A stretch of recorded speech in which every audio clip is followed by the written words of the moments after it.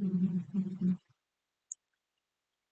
देखो आज हम स्टार्ट करेंगे जीएसटी के अंदर। लास्ट हमने जीएसटी में सिंपल परचेज और सेल की ट्रांजैक्शन हमने करी थी, जिसके अंदर आपने जो परचेज करी थी वो 5% में आपने परचेज करी है और आगे आपने 5% में ही सेल करी। अब अगर आपको डिफरेंट टैक्स रेट की आइटम परचेज करनी है तो उनकी एंट्री कैसे डाली जाएगी, वो सारी चीजें हम यहाँ पर इस क्लास में जानेंगे। तो सबसे पहले हमें कहाँ पर आना है, डिस्प्ले ट्रांजेक्शन के अंदर, और अब हम आते हैं परचेज के अंदर। ऐड करेंगे हम यहाँ पर आने के बाद, डेट हमने डाली यहाँ पर, बिल नंबर डाला, और यहाँ पर अब आप देखते हो अगर किसी प्रोडक्ट पर टैक्स रेट 5% है तो आप क्या डालते हो, 5% डालते हो। अगर दिल्ली की पार्टी है तो उसके लिए आप यहाँ पर लोकल रखते हो, और दिल्ली से बाहर की है तो आप क्या रखते हो, सेंटर रखते हो। उसके बाद अगर किसी आइटम पर टैक्स रेट 12% है तो आप यहाँ 12 डालते हो, और अगर दिल्ली की पार्टी है तो लोकल रखते हो, दिल्ली से बाहर की पार्टी है तो आप सेंटर रखते हो। और अगर किसी आइटम पर 18% टैक्स है तो दिल्ली की पार्टी है तो आप लोकल रखोगे, और दिल्ली से बाहर की पार्टी है तो आप यहाँ पर सेंटर रखोगे।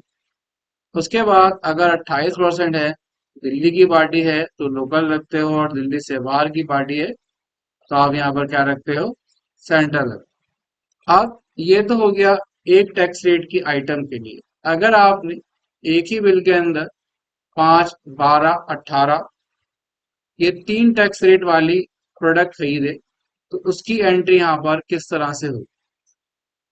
हमने क्या खरीदा, एक प्रोडक्ट पर 5% भी टैक्स है, 12 भी और 18 भी। उसकी एंट्री कैसे करी जाए, उसकी एंट्री करने के लिए आपको करना क्या रहेगा, यहाँ पर आपको दिखाई देगा आइटम वाइज। क्या दिखाई देता है हमें, आइटम वाइज। आइटम वाइज क्या है, लोकल रहेगा, दिल्ली की पार्टी है तो लोकल रहेगा, और दिल्ली से बाहर की पार्टी है तो क्या रखेंगे हम यहाँ पर, सेंटर रखेंगे। क्या हो गया सुमित, तुझे नहीं मन कर रहा है क्लास लेने का, नहीं मन कर रहा तो चला जा घर आराम से। कभी तो इधर देख रहा है, कभी इधर देख रहा है, कभी नीचे देख रहा है, फिर बाद में पूछेगा सर ये क्या था।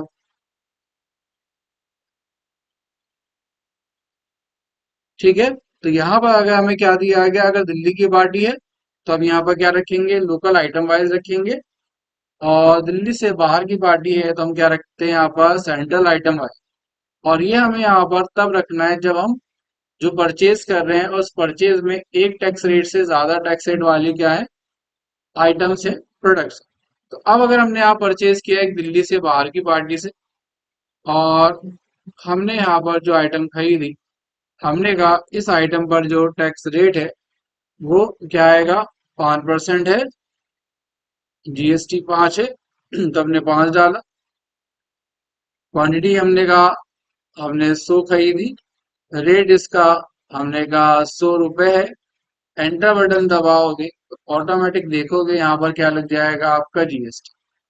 अभी इससे पहले आपने जो कंपनी बनाई थी वहां पर नीचे आपने F4 बटन दबाकर जीएसटी लगाया था, लेकिन जब आप आइटम वाइज टैक्स लगाओगे तो जीएसटी नीचे देखोगे आप, F4 बटन दबाने का यहाँ पर ऑप्शन ही नहीं आएगा, वो आपके आइटम के साथ साथ जीएसटी लग जाएगा।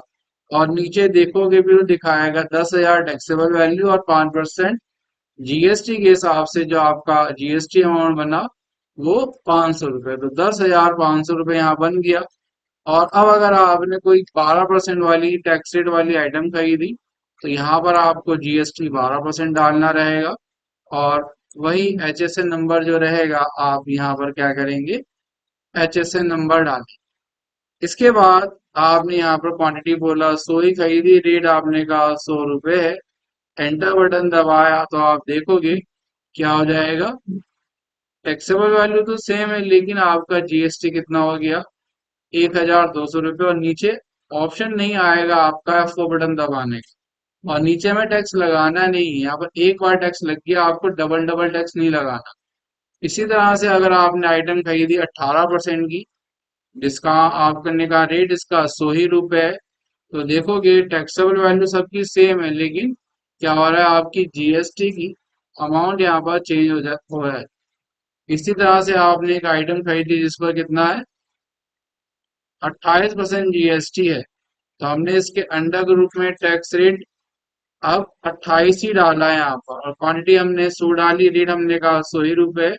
और नीचे देखोगे अब यहाँ पर सबका टोटल वैल्यू, टोटल जीएसटी की वैल्यू, और नीचे टोटल बिल की वैल्यू भी यहाँ पर आ जाएगी। इसे हम बोलते हैं क्या, आइटम वाइज टैक्स लगाना। अगर एक बिल के अंदर मल्टीपल टैक्स रेट्स हैं तो उसको इस तरह से क्या किया जाएगा, एंट्री करी जाएगी। अब इस एंट्री को करने का एक और तरीका हैगा।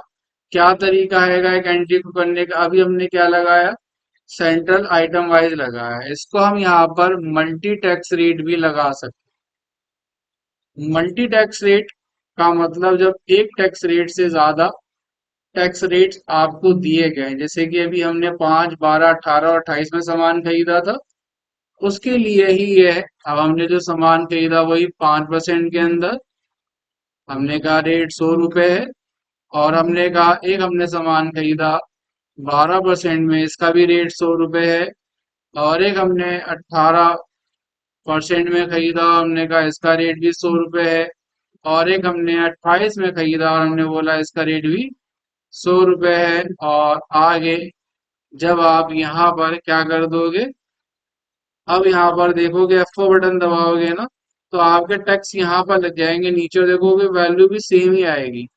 पहली वैल्यू 46,300 आ रही थी, इसमें भी 46,300, और आईजीएसटी 5% के हिसाब से, 12 के हिसाब से, 18 के हिसाब से, और नीचे अगर आप देखोगे तो यहाँ पर क्या दिखाई दे रहा है, 28% के हिसाब से।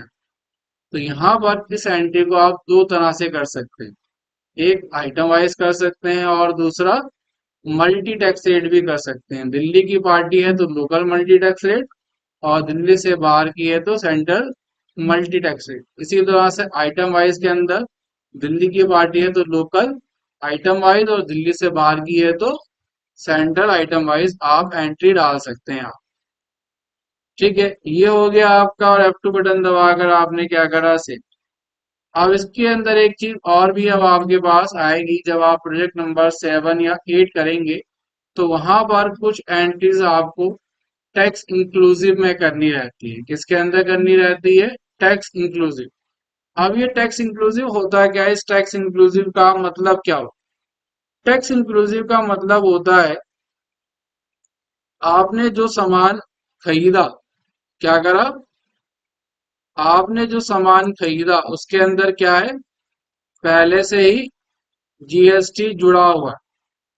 जैसे कि आप अभी जो भी सामान परचेज करते हैं,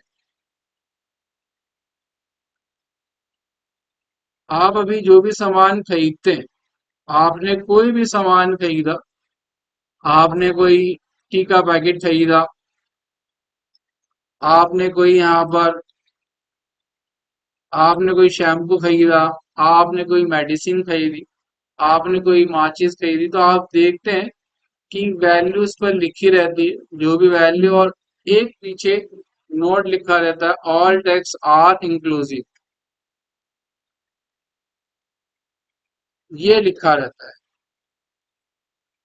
यानी कि जो आपने सामान खरीदा, चाहे 1 रुपए की आपने माचिस खरीदी है, उसके अंदर क्या है, जीएसटी जुड़ा हुआ है, टैक्स जुड़ा हुआ है, और जीएसटी जुड़ने के बाद उसकी वैल्यू क्या बनी है, 1 रुपए यहाँ पर बनी। ठीक है, आप जब भी कोई सामान खरीदते हैं या आप जब भी कोई सर्विस लेते हैं, तो आप साथ के साथ क्या करते हैं, जीएसटी भी पे करते हैं, जमा कर।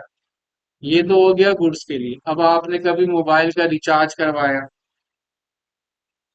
और आपने वाईफाई का रिचार्ज करवाया, तो ये सारी चीजें क्या रहती हैं, आपकी सर्विसेज रहती हैं। और सर्विसेज के साथ भी आप क्या करते हैं, जीएसटी आप देते हैं, इसमें इंक्लूड रहता है, जुड़ा हुआ रहता है, तब उसकी वैल्यू इतनी बनती है। तो जब आप प्रोजेक्ट नंबर 7 और 8 करेंगे तो वहां पर आपको बहुत सारी एंट्रीज दिखाई देंगी। अब आपको कैसे समझ में आएगा ये इंक्लूसिव है या आइटम वाइज है या नॉर्मल टैक्स रेट वाली है। तो इंक्लूसिव के अंदर एक चीज का आपको समझ में आ जाएगा, जब आपकी टोटल बिल की वैल्यू, जो आपको टोटल बिल मिला उसकी वैल्यू आपके यहाँ पर इस वाली टैक्सेबल वैल्यू से बराबर हो रही है। यानी कि अभी तो आपको पता नहीं है, अभी तो आप जो नॉर्मल एंट्री डालते हो वो आइटम वाइज या सिंपल टैक्स रेट लगा के डालते हो, जैसे किसी को 8 है 12 है, और जो बिल के अंदर टोटल वैल्यू दी गई है उसकी यहाँ पर आपकी टैक्सेबल वैल्यू से मैच हो रही है। तो इसका मतलब ये है कि उसके अंदर जो टैक्स रेट लगेगा वो क्या लगेगा, आपका टैक्स इंक्लूसिव लगेगा। तो यहाँ पर आपको क्या लगाना है, टैक्स इंक्लूसिव। अब जैसे कि आपने कोई सामान खरीदा A1, और हमने कहा हमने इसकी एक क्वांटिटी खरीदी और इसका रेट क्या है, 100 रुपए। तो अब आपने 100 रुपए जब रेट डाला, अब आप देखोगे कि इस आइटम का रेट 100 रुपए नहीं है, तो कितना है, कह रहा है कि इस आइटम का रेट जो है वो 95 रुपए, 95 रुपए 24 पैसे है। और इसके अंदर क्या शामिल है, आपका 4 रुपए 76 पैसे जीएसटी की वैल्यू आपकी शामिल है। उसके बाद ये क्या बना है, आपका 100 रुपए का बना है। आप इसी तरह से अगर आपने कोई आइटम खरीदी ये वाली, और आपने कहा इसका रेट 500 रुपए है, तो 500 रुपए रेट नहीं है इसका, इसका रेट 440 रुपए 43 पैसे, 53 रुपए 57 पैसे क्या दिया गया है इसके अंदर, जीएसटी शामिल है। उसके बाद 18% में अगर आपने कोई आइटम खरीदी इसका रेट 600 रुपए है, तो इसका रेट 600 रुपए नहीं है, इसका रेट 508 रुपए 47 पैसे, 51 रुपए 53 पैसे क्या है इसके अंदर, जीएसटी शामिल है, जीएसटी आपका जुड़ा हुआ है। इसको बोला जाता है क्या, टैक्स इंक्लूसिव। यानी कि जो सामान आप खरीद रहे हैं, अगर उसके अंदर आपका जीएसटी के साथ है, तो उसके लिए आप यहाँ पर क्या टैक्स लगाने वाले हैं, यहाँ आप टैक्स लगाने वाले हैं टैक्स इंक्लूसिव। क्लियर है। अब ये हो जाने के बाद अगला काम क्या है आपके पास, अब ये हो जाने के बाद अब अगर आपको आना है कहाँ पर, सेल के लिए। सेल तो आपने अभी तक क्या करा था, नॉर्मल सेल की एंट्री डाली। अगर 5 है तो 5, लोकल है तो लोकल, और सेंट्रल है तो सेंट्रल की एंट्री डाल दी।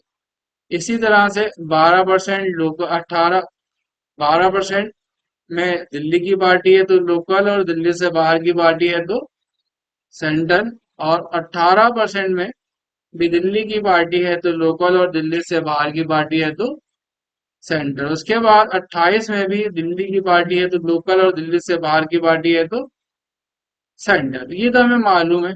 अब अगर हम जो सेल कर रहे हैं उसके अंदर एक टैक्स रेट से ज्यादा टैक्स रेट है, तो हमें मालूम है क्या यूज करना है, यहाँ पर दिल्ली की पार्टी है तो लोकल, और दिल्ली से बाहर की पार्टी है तो लोकल आइटम वाइज। तो हमने कहा लोकल आइटम वाइज है पार्टी। और आगे हमने यहाँ पर क्या करा, आगे हमने कहा 5% वाली हमने यहाँ पर 20 क्वांटिटी सेल करी, रेट इसका 200 रुपए है। और फिर 12% वाली भी हमने 20 क्वांटिटी सेल करी, हमने कहा इसका रेट भी 200 रुपए है। और 18% वाली हमने 20 क्वांटिटी सेल करी, हमने कहा इसका रेट भी क्या है, 200 रुपए है। और 28% वाली भी हमने यहाँ पर 20 क्वांटिटी सेल करी, और हमने कहा इसका रेट भी 200 रुपए है। अब आप देखोगे डिफरेंट टैक्स रेट लग गया, और यहाँ पर भी अब क्या है, आपका F4 बटन नहीं आ रहा है, क्योंकि यहाँ पर हमने जो टैक्स लगाया वो आइटम वाइज लगाया। और अब अगर यहाँ पर आप क्या करोगे, यहाँ पर अब आप जब सेव करोगे तो यहाँ पर अब आपसे पूछेगा ट्रांसपोर्ट क्या है। ट्रांसपोर्ट का मतलब अगर दिल्ली की पार्टी है तो आप क्या करते हैं, लोकल रिक्शा से, चैंपियन से, ट्रक से, टेम्पू से सामान को लोड करते हैं गाड़ी के अंदर और भिजवा देते हैं। लेकिन जब आपका सामान अदर स्टेट में जाता है, दूसरे स्टेट में जाता है, दूसरे राज्य में जाता है, तो वो सामान आपका आपकी पर्सनल गाड़ी से नहीं आता, आप वो अपना सामान ट्रांसपोर्ट की मदद से क्या करते हैं, भिजवाते हैं। और अगर आपका सामान ट्रांसपोर्ट की मदद से जा रहा है तो यहाँ पर आप F3 बटन दबाकर ट्रांसपोर्ट का नाम लिखेंगे, अगर पहले से बनी होगी तो टाइप कर देंगे।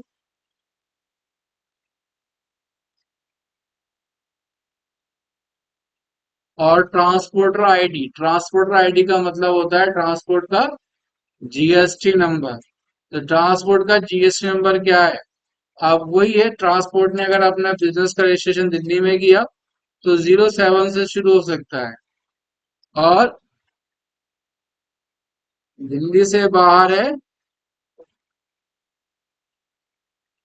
तो, अगर हरियाणा का है तो 06 से शुरू हो जाएगा।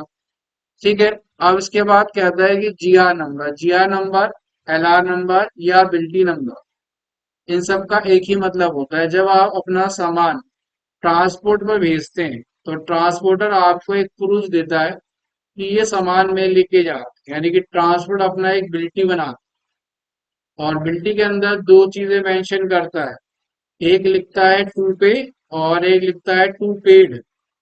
टू पे का मतलब होता है कि यहाँ पर जो सामान खरीद रहा है उसका भाड़ा, उसका किराया वही पे करेगा। और टू पेड का मतलब होता है जो सामान बेच रहा है, जो सामान भेज रहा है, वो पे करेगा यहाँ। ठीक है। तो हम यहाँ पर जब भी बिल्टी बनवाते हैं तो टू पे की बनवाते हैं, यानी कि जो सामान खरीदता है उसका किराया वही पे करें यहाँ। अब जीआर नंबर अगर आपके पास है तो आप यहाँ पर क्या करते हैं, जीआर नंबर डाल देते हैं। और अगर क्या, हाँ, चैम्पू चैंपियन के अंदर अलार नहीं बनता क्योंकि वो हाथ आ जाके क्या हो जाता है, डिलीवर हो जाता है। इनमें क्या होता है, जब ट्रांसपोर्ट की मदद से भेजते हैं तो उसमें ट्रांसपोर्टर का जीएसटी नंबर शामिल हो जाता है। जो लोकल चैंपियन चैंपियन वाले होते हैं उनके पास जीएसटी नंबर नहीं होता, उनके पास सिर्फ गाड़ी नंबर होता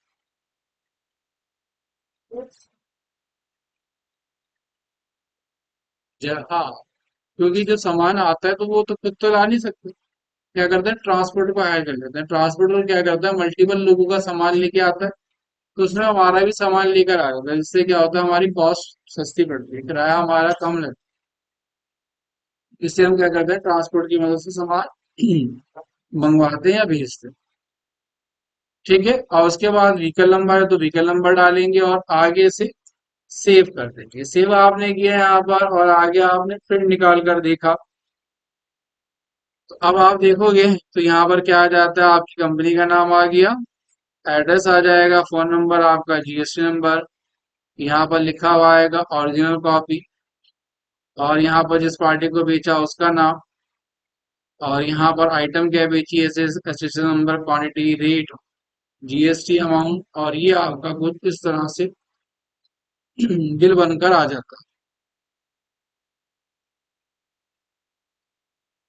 ठीक है। ये हो गया आपका आइटम वाइज। इसी तरह से हम इसमें क्या कर सकते हैं, मल्टी टैक्स रेट भी लगा सकते हैं। दिल्ली की पार्टी है तो लोकल मल्टी, और दिल्ली से बाहर की है तो सेंट्रल मल्टी। सेम यही आइटम की एंट्री यहाँ पर क्या हो जाएगी, मल्टी टैक्स रेट के हिसाब से हो।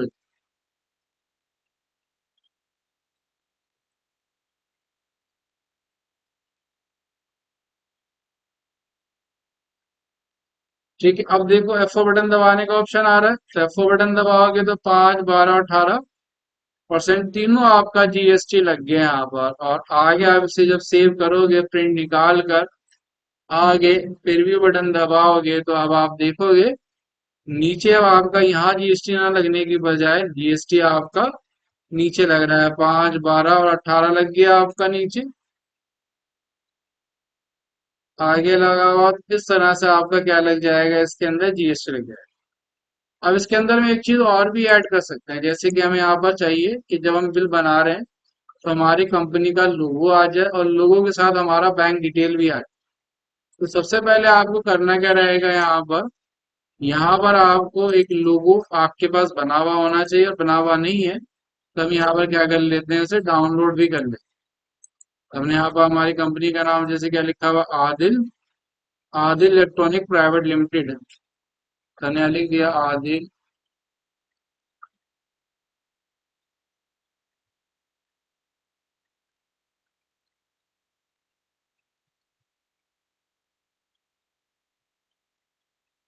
कोई भी एक लोगो हम यहाँ पर क्या करते हैं, डाउनलोड कर लेते हैं।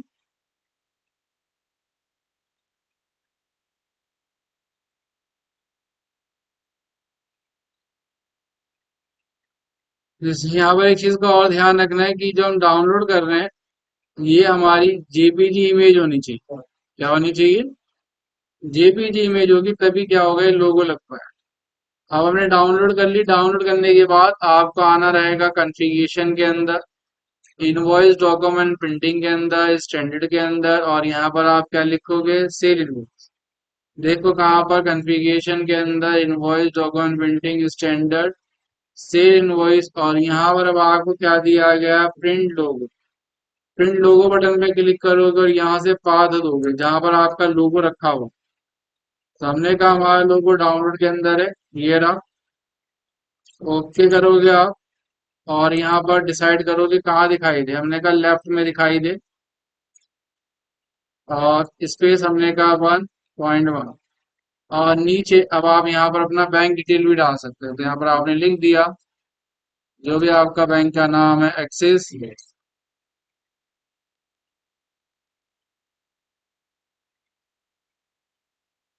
6, और यहाँ पर IFSC कोड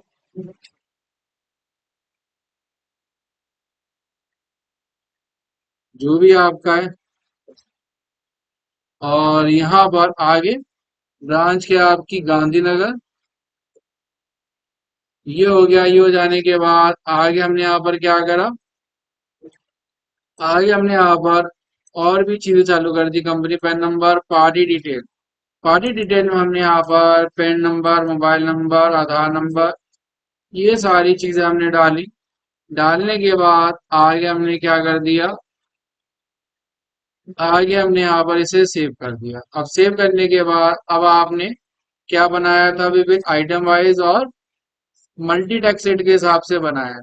अब हम यहाँ पर जो बिल बनाएंगे वो टैक्स इंक्लूसिव के हिसाब से बनाते हैं। हमने कहा हमने जो सेल किया 5% वाली आइटम, हमने 10 क्वांटिटी बेची, और हमने कहा 100 रुपये इंक्लूड के अंदर। फिर हमने 12% वाली आइटम बेची, 10 क्वांटिटी बेची, 100 रुपये के अंदर, और फिर हमने 18% वाली 10 आइटम बेची, 100 रुपये के अंदर इंक्लूड।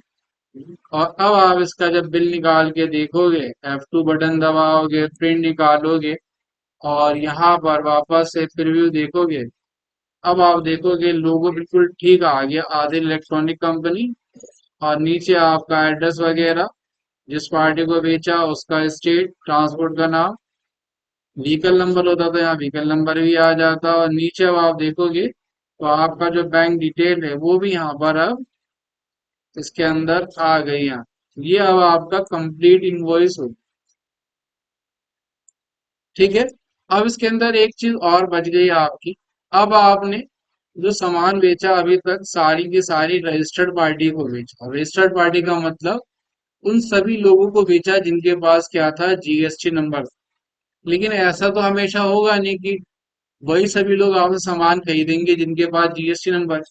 अब जैसे कि हम सभी लोग हैं, हम में से किसी के पास जीएसटी नंबर नहीं है, और जब हम किसी दुकान से सामान खरीदते हैं तो वो बिल हमारे नाम पर किस तरह से बनाए, या जहां पर हम काम करने जाएंगे और वहां पर कोई ऐसा कस्टमर आ गया जिसके पास जीएसटी नंबर ही नहीं है, उसके लिए हम कैसे यहाँ पर बिल बनाएंगे।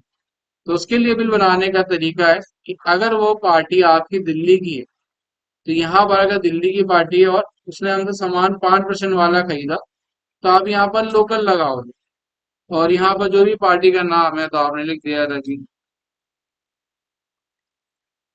ग्रुप में आपने संडी डेटा डाला, और आपका जो भी पार्टी का एड्रेस वगैरह है।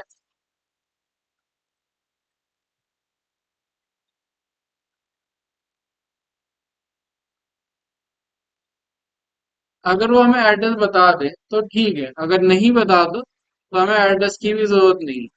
यहाँ पर हम क्या करेंगे, अब रजिस्टर्ड की जगह क्या करेंगे, अनरजिस्टर्ड करेंगे यहाँ पर। ठीक है, दिल्ली की पार्टी है और हमें वो एड्रेस नहीं बताता तब भी हमें कोई जरूरत नहीं है।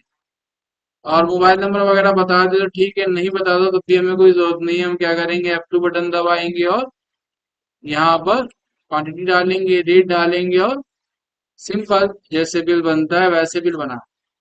तो यहाँ पर हमने क्या किया, अनरजिस्टर्ड किया और पार्टी को आगे हमने सामान बेच दिया। ये आपका कहलाता है अनरजिस्टर्ड पार्टी को सेल। ठीक है। अब इसके बाद आपके पास एक ऐसी पार्टी आई जो कि कहाँ है, की पार्टी है यूपी की पार्टी और आपकी कंपनी दिल्ली की है, और वो हमारे पास से सामान खरीद कर लेके जा रही है, लेकिन उसके पास क्या नहीं है, जीएसटी नंबर नहीं है। उसके नाम पर बिल बनाना है। तो हमें उसके नाम पर बिल बनाने के लिए क्या करना रहेगा,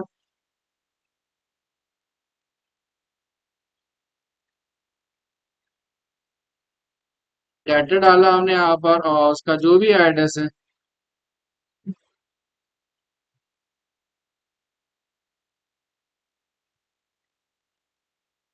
ठीक है। और यहाँ पर अब आप क्या डालोगे, क्या स्टेट डालेंगे, कानपुर, उत्तर प्रदेश डालेंगे। कानपुर तो कोई स्टेट है नहीं। और यहाँ पर क्या रखेंगे, अनरजिस्टर्ड, और उसका आधार नंबर। अगर हमें वो आधार नंबर दे देता है तो आधार नंबर डाल, पैन नंबर दे देता है तो पैन नंबर भी हम यहाँ पर डाल सकते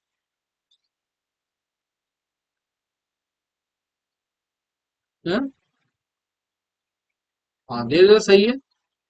वार्ड नंबर, टेलीफोन नंबर उसका, और यहाँ पर है तो डालो, और नीचे तरुण कुमार नाम है उसका तो तरुण कुमार नाम डाल दो। ट्रांसपोर्ट कैसे ले जा रहा है, सेल्फ ले जा रहा है या किसी ट्रांसपोर्ट पे ले जा रहा है। अगर ट्रांसपोर्ट पे ले जा रहा है, ट्रांसपोर्ट का नाम, स्टेशन कानपुर, पिन कोड है तो डाल दो। और आगे जब इसे सेव करोगे यहाँ पर आपने डाल दिया क्वांटिटी, रेट आपने डाल दिया, एंटर बटन दबाया और फिर यहाँ पर क्या कर दिया, F4 बटन दबा दिया। और आगे जब आप इसे सेव करोगे यहाँ पर प्रिंट निकालने तो हम निकाला है यहाँ पर यस। तो अब आप देखोगे यहाँ पर क्या निकल कर आ गया, प्रिंट निकल कर आ गया आपके पास। तो हमारी कंपनी का नाम आ गया, एड्रेस आ गया, और यहाँ पर लोगो भी लगा हुआ आ गया आपका, और नीचे उस कंपनी का एड्रेस वगैरह सब आ गया, लेकिन जीएसटी नंबर तो नहीं है। तो ये क्या आ गया, आपका अनरजिस्टर्ड बनकर आ गया। क्लियर हो गया यहाँ पर आपका। आज की क्लास में हमने हर तरह से परचेज और सेल्स की एंट्री करना सीख लिया है। आज की क्लास में इतना ही करेंगे, बाकी हम अपना अगली क्लास में करना सीखेंगे।